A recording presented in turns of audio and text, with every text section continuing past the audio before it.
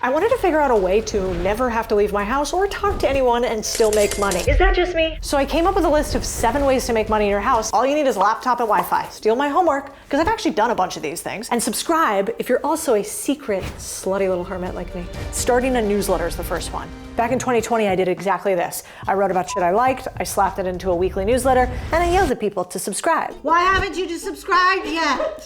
I really like newsletters because they're one of the most scalable businesses out there. Whether you have like 1,000 subscribers or 1 million, the work stays the same, but the income potentially grows exponentially. A single email can generate thousands or millions in revenue, making this one of the most efficient ways to turn effort into earnings. Starting a newsletter is a direct line into an audience. No algorithms get in the way, no shadow bans, no Zuck, and no fighting with TikTok over why your viral dance only got 27 views. Hashtag no dancing on the internet. Think about it as like the modern day blog, but better. Lands straight in your inboxes. Higher conversions also, like 10x more conversions on email than social media. In 2020, I started with a couple subscribers. 4 years later, this is now a 7-figure newsletter and an 8-figure business. Every email I send now generates thousands of dollars, and the whole business brings in a lot of money per month. I don't want to tell you in case you're the IRS, but a lot. So how do you copy my homework? You pick a topic. My formula goes like this: 3 C's. Curiosity, crowd, cash. Curiosity means choose something you actually want to talk about it,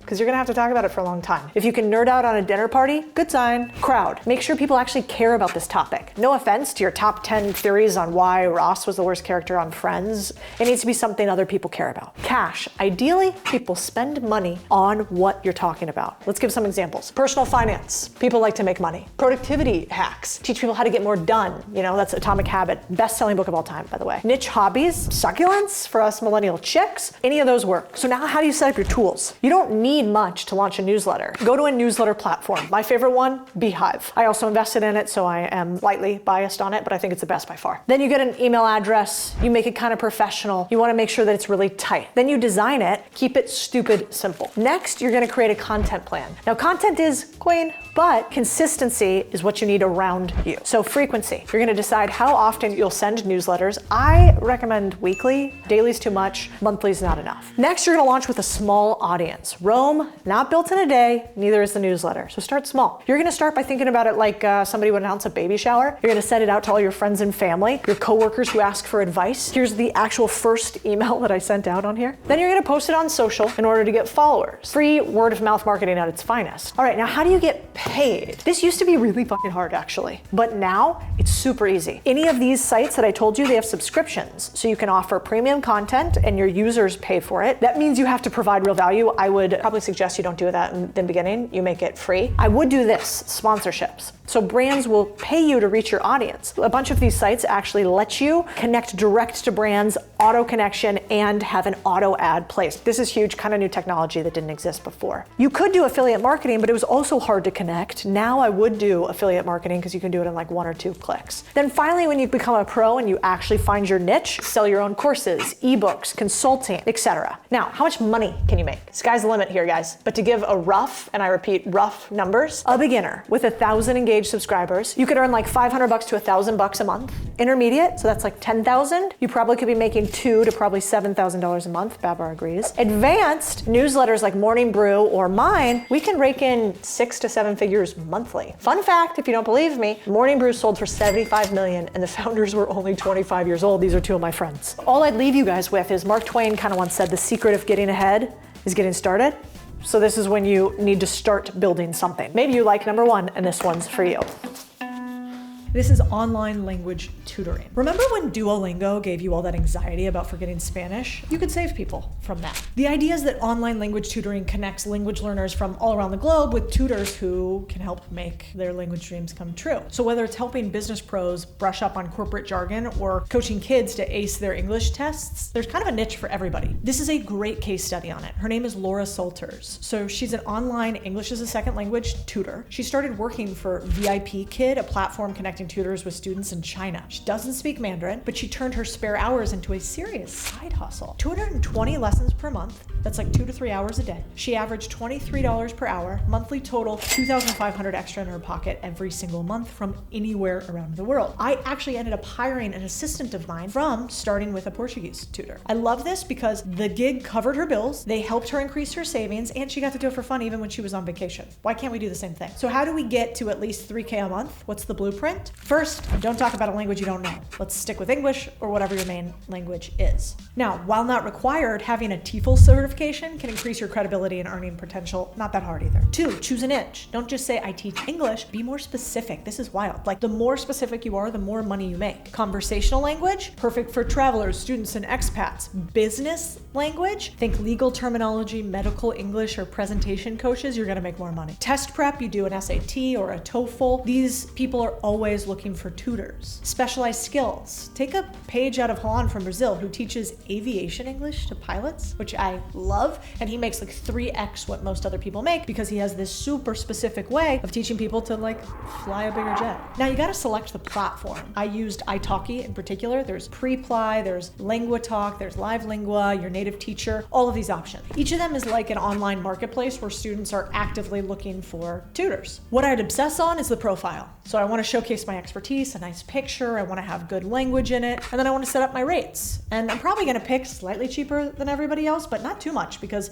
you don't wanna learn at a discount and sound terrible, right? They typically charge somewhere between 25 and 125 per hour. What's interesting is for these specialized subjects, they're usually 80 and above. Tutoring rates for the SAT and test prep, they're more like 45 to 100 per hour on average. So if you're just starting out, you attract a bunch of students, but you want to get reviews. Once you've built up your reputation, bump up those prices. And you can also do package deals. I love like 10 lessons a week at 30 per hour. That's $1,200 a month. And if you double your hours, you're looking at a solid part-time income. Next up, perfect if you're super into selfies and massively in need of being liked. As a resident social media influencer, gross.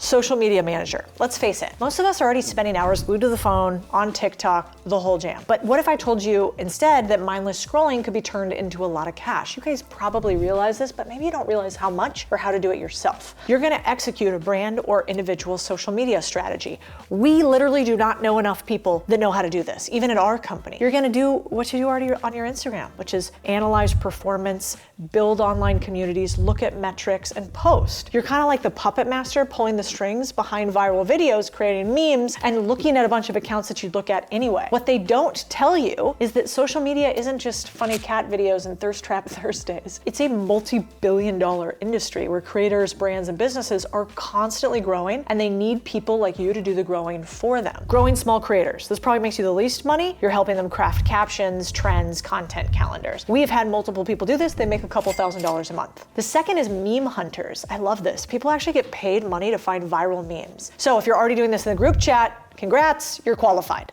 Derek, one of my social media hires back in the day, was perfect. He was a self-described TikTok addict. But here's what he did differently. He didn't just consume content, he studied it. So he was like, which trends are working? What videos blew up? And he turned this into a skill, and he pitched himself to me and became part of my team. His main role was TikTok, just finding viral trends that we should do and creating content strategy ideas. Most creators don't realize they need help until they're drowning. So when their following starts blowing up and the DMs get overwhelming, that's where they start begging for social media managers. I can pretty much guarantee if you look online, you'll see a ton of them. Now, how do you find work? Most of these roles are posted right on your nose. Like, just go to the creator's website or check their Instagram stories. That's where a lot of it is located. If you come to contrarianthinking.com/careers, you'll see what we're hiring for. I would also search terms on Twitter or X like social media manager hire. When you go to apply, make it personal. Go a little bit further than you want. Maybe create a video, create a little one-pager, give them some ideas. Spoiler, you can use the same one-pager for everybody. Just sub out the people that are inside of them. See in this video, my friend Chris Williamson, you could see what another person did when they tried to slide into my DMs, and I eventually hired them to become a writer. This is super common and everywhere. I believe in you guys. Here's a couple tools that are cool. This is Social Blade. It tracks creators and accounts, seeing which ones grow faster, so you can see which ones could potentially have enough money to hire you. Ask them for the ability to tell other people that you work with them. Over deliver, do an amazing job, and then see if you can put their name on your website. They might not always let you, but if they do, do, word of mouth will get moving like crazy. Listen, the average social media manager makes $59,000 a year, but the outliers, you guys, they make hundreds of thousands of dollars a year. The average hourly rate that you're gonna start with is about 30 bucks an hour, again, from your room for something that you're already doing. And then as you become more skillful, you make more money. Why I love this bad boy? It's in demand. Everybody needs this. The next time that you are on your phone, you can just tell people, I'm doing research. Here's the thing, we don't wanna chase it too much, right? Because the goal is freedom. Freedom from stress, from debt, from limitations. I think that's what the rich understand. They focus on building assets that can generate income while they sleep. And you know what? Real estate is one of the other best ways to do that. That's where I think the Fundrise Flagship Fund can help you out. It's a platform designed for people who want to create true freedom without needing to own a rental property on their own or deal with the tenants. You can add a few $100s in there in a few minutes, and by doing so, invest your money into a fund consisting of private real estate projects.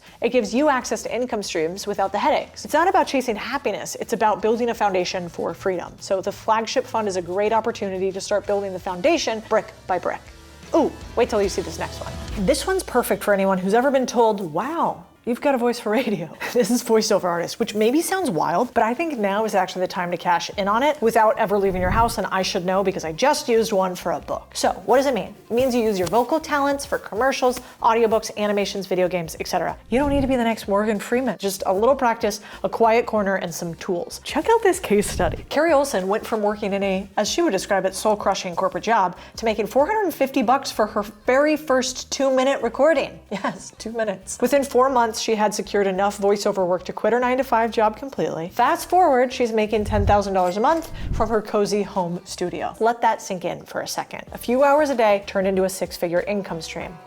What's the blueprint? The good news, it's pretty accessible. You don't need a degree in drama, but you do need to know how to deliver scripts clearly and convincingly. There's tons of YouTube videos on this. You can take some online classes like Skillshare and Udemy have these beginner courses, and then practice makes paychecks. You just start by reading out loud everyday books, add food labels, pay attention to tone, pacing, articulation. If you sound like Siri, probably not gonna work. 2, set up a home studio, the right tools, like a good quality USB mic, Blue Yeti, Rode NT1. Then you're gonna need over-the-ear headphones to help you catch small mistakes while editing. Software-free tools like Audacity or paid options like Adobe Audition would help you edit them quickly. Closet is where I recorded a bunch of my first videos. Whatever it takes to kill echoes and noise. Build up a little portfolio. They call it a demo reel as your business card. 1 to 2 minutes, showcasing range, commercials, audiobooks, character voices. Don't stress about big gigs at first. Create your own mock-up scripts or volunteer for small projects. And then you join the platforms that pay you to talk. Voices.com, great for beginners. The site connects voiceover artists with global clients for ads, animations, audiobooks. Bunny Studio, great starting point, lots of different projects. And Voice Crafters, more long-term projects. Then traditional marketing, put it on social. Show your viral impression. And then if it was me, I'd just be cold DMing just about anybody that I could think of for personalized demos for like explainer videos, for instance. Now, how much earnings could we make on this? This is gonna vary wildly. I think this is a nice little $50,000 a year annual side salary. And then for the top 10%, we're talking about 6 figures and above. I love that there's basically no startup costs. Mic, a little quiet space, plus you could use that for 47 other things. If you learn how to do this skill set, it's really just about convincing people of things. So you're kind of learning sales and communication at the same time. All right, let's do it. Oh, buddy, this one's perfect for that tea dispenser friend of yours that always has the tea. This is Mystery Shopper. This is kind of fascinating, but a bunch of companies do it, including ours. We pay people to go see if our website is glitchy. So you act like a regular customer, kind of checking everything out on the website, and you get paid to basically fuck around and find out. You do this a lot in SaaS startups. And if you want to turn that like inner Karen into a full-on career, this is it. Companies pay for this feedback because first impressions matter, and also a lot of times they're losing sales and they can't figure out why. So they need some random person to tell them. Natalie Coote's success story is pretty incredible. 38-year-old mom from England who turned online mystery shopping into a side hustle that made her a bunch of money. So she was working at a part-time communications job and she reviews websites. So how much money does she make? A couple dollars to a couple $100 per task. Okay, what's the blueprint to steal her homework and get paid for being a Karen? We want to look up mystery shopping companies. There's lots of these. Market Force, they do it for retail stores, restaurants, online businesses. There's also another one I checked out called Serve First. This works more specifically on flexible assignments that you can complete in your own time. Mystery Shoppers Limited offers a bunch of assignments, including online evaluations and kind of a straightforward registration process. We've used this one before. And there's a ton more. Major tip red flag. Avoid any company that asks you to pay upfront fees. Legitimate platforms are never going to charge you to sign up. Then it's super simple. Create a profile, do a bunch of platforms to increase the number of gigs, start accepting assignments. And then once you receive opportunities, start asking for reviews on them. So eventually, if some of the clients like you, you can go direct to them and skip the entire marketplace in general. You know what's also interesting is many shoppers earn an extra $200 to $500 a month just from completing a few of these assignments. And then if you like this, you can do what's called QA, quality assurance, and these roles in tech make a ton of money. In fact, we're hiring one of them right now at BizCouch. So if you like this job and you don't need the fancy degrees, but you kind of have an eye for detail and things that piss you off, you might like this. And these QA people, they make hundreds of thousands of dollars a year. Maybe you won't start there, but at least you're gonna have a little bit lighter of a grocery bill to start. All right, this one is perfect for those who want to give advice for a living. This is starting a digital agency. You start small, but with the right clients and systems, you grow them into a powerhouse business that scales far beyond your bedroom. I should know I've started a bunch of these and I've invested in a bunch. So whether you're managing a handful of clients solo or running a 50-person team from your laptop, this is actually one of those that can be a big, big business. Now, what is it? It means you're launching specialized services like a digital marketing or SEO consulting business that needs help growing online. Case studies, perfect here. Kevin Miller, founder of GR0, is a great example. SEO agency literally started in his bedroom in April 2020. How he grew it from a small startup to a multi-million-dollar business? Well, he hit 18 million annual revenue this year. They helped over 150 clients rank on Google. Now he has like 75, 80 full-time employees. And it's kind of this example because it's all remote that with grit, some caffeine probably, and a little know-how, you can grow a big business even from your bedroom. So how do you get started? The Build framework gives you a step-by-step roadmap to turn your skills into a business. Here's how it works.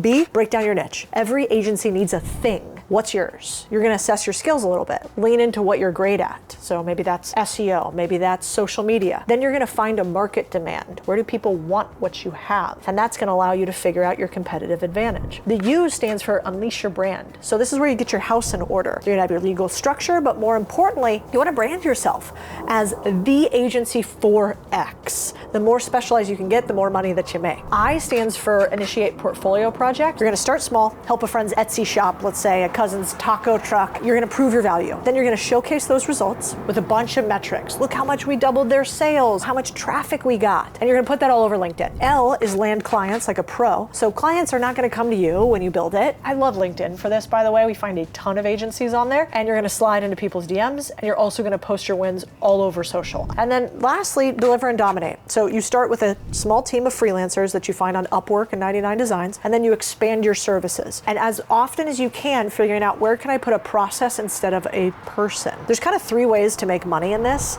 The first is project-based. So, hey, for this, we charge $2,000 to redo your website. But I actually prefer retainers, which is I get monthly income for ongoing services. The second way is performance-based. So hey, if we deliver increased sales, we make this much of those sales. That's where you can make a ton of money long-term. It's like skin in the game. The third is subscription models. So you have a Netflix subscription every single month. Can I have a subscription to your design business every single month? You're gonna make, as a beginner, probably somewhere around $1,000 to $5,000 per month. That's where Kevin started. Then as you add your second and third person, $10,000 to $30,000, advanced $50,000 a month plus. That's with quite a few people on your team. Your earnings grow as your team and reputation do in your specific industry. Why I love this bad boy? Low overhead. Again, you don't need much. Scalability, because you can expand into new markets, and your employees can be vendors for a long time. So I love a business where you don't have to have full-time employees, because the best part about your business, people. The worst part, people.